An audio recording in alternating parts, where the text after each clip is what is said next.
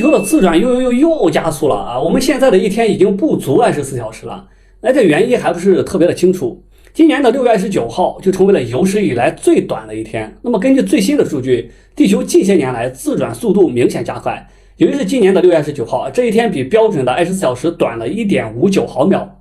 这是人类使用原子钟精确测量地球自转周期以来最短的一天啊。那么问题是，地球的自转为什么会加速？那说实在的啊，地球在太空中的运动以及它自身的自转是一个非常复杂的系统，影响因素还特别的多。那现在我们还具体说不清楚到底是哪个因素就直接导致了地球的自转加速，但是啊，我们可以做一些比较好的预测。那今天我们就聊一下地球的自转。我们知道一天的时间是24小时，也就是86400秒。我们认为这是地球自转一圈的时间啊。每一个回归年，也就是今年的春分点到下一年的春分点，周期大约是365天。我们认为这是我们一年的时间。但真实的情况啊，要比这个要复杂一点。其实地球自转一圈的时间是23小时56分4.09秒，多出来的4分钟的时间是因为地球在自转的时候，它还在绕着太阳公转。那么每天它会在公转轨道上前进不到1度的距离啊。那为了保证太阳每一天啊都会在同一时间出现在天空同一的位置，那同一个位置啊，也就是今天12点它在我们的头顶，到明天12点太阳也必须出现在我们的头顶。那为了保证这个，所以地球就必须要这个多自转4分钟的时间啊。这就是为啥我们的一天啊规定是24小时啊。这其实不是地球自转一圈的时间啊。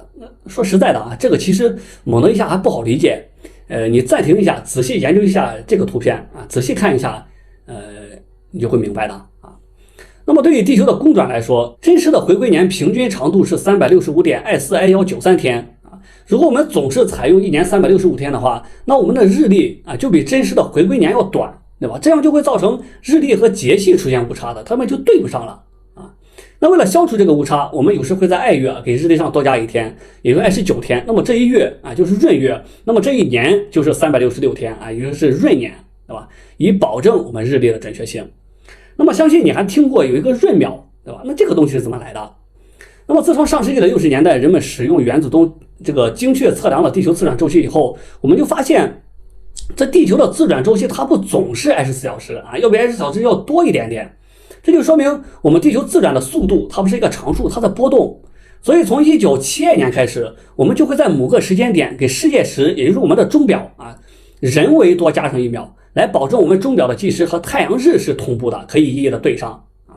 那么到目前为止，我们已经把钟表拨快了27秒，也就是人为加了27秒的时间。这也说明了一直以来地球的自转速度是减慢的，这个没有问题啊。地球刚诞生的时候，一天还不到6小时，转得飞快。14亿年前的时候还不到19小时，那么恐龙的时代一天是23.5小时，那到了今天变成24小时了，那么未来可能会变成25小时，对吧？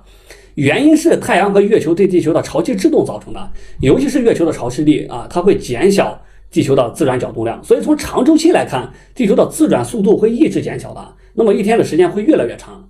但是近些年来，地球的自转却神奇的加速了，大约从这个2020年开始啊，这一年的7月19号。就比24小时短了 1.460爱毫秒。当时的科学家就预测，在未来的一段时间内啊，地球的自转还会加速的。那么今年就又创下了一个新的记录，缩短了 1.59毫秒。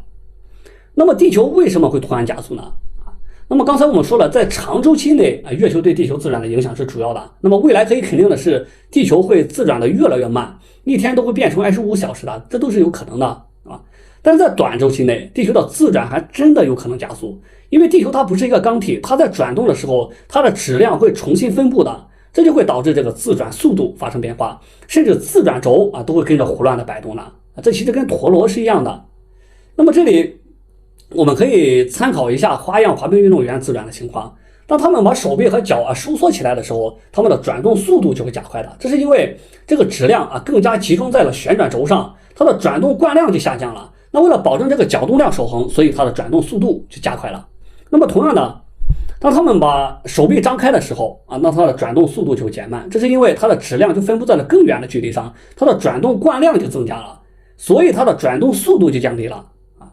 那么现在我们就能根据这个我们就能够知道这个地球为何自转加速了，有2点原因。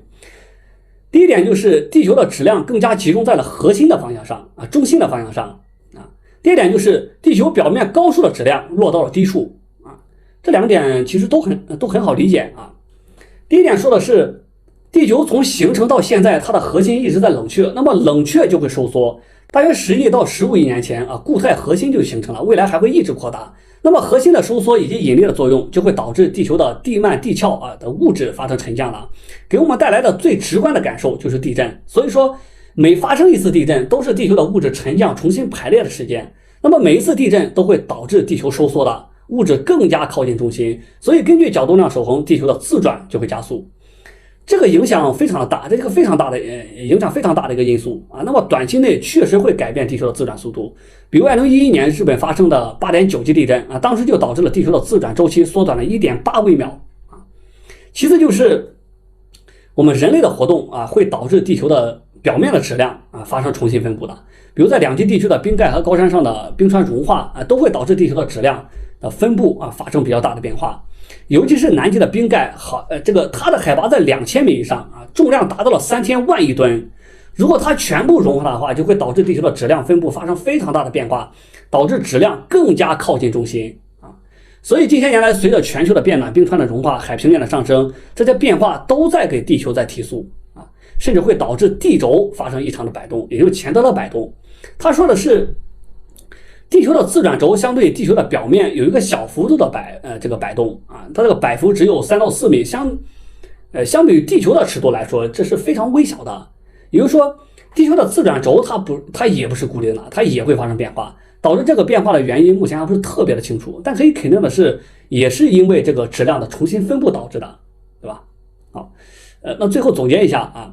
那么这次地球自转的加速并非是天文学的原因导致的，是地球自身的原因。未来会持续多长时间我们并不清楚，如果时间很长的话，且自转依旧在加速，那我们就需要给世界时引入一个负闰秒，也就是给我们时钟减去1秒，来保证我们时钟的计时和地球的自转它是保持一致的啊。但可以肯定的是，这种短周期内的自转加速并不会影响地球自转减速的这个大趋势。好，那今天的内容就到这里，我是理论科学以立心怀宇宙的尘埃，让我们一起努力，一起加油，拜拜。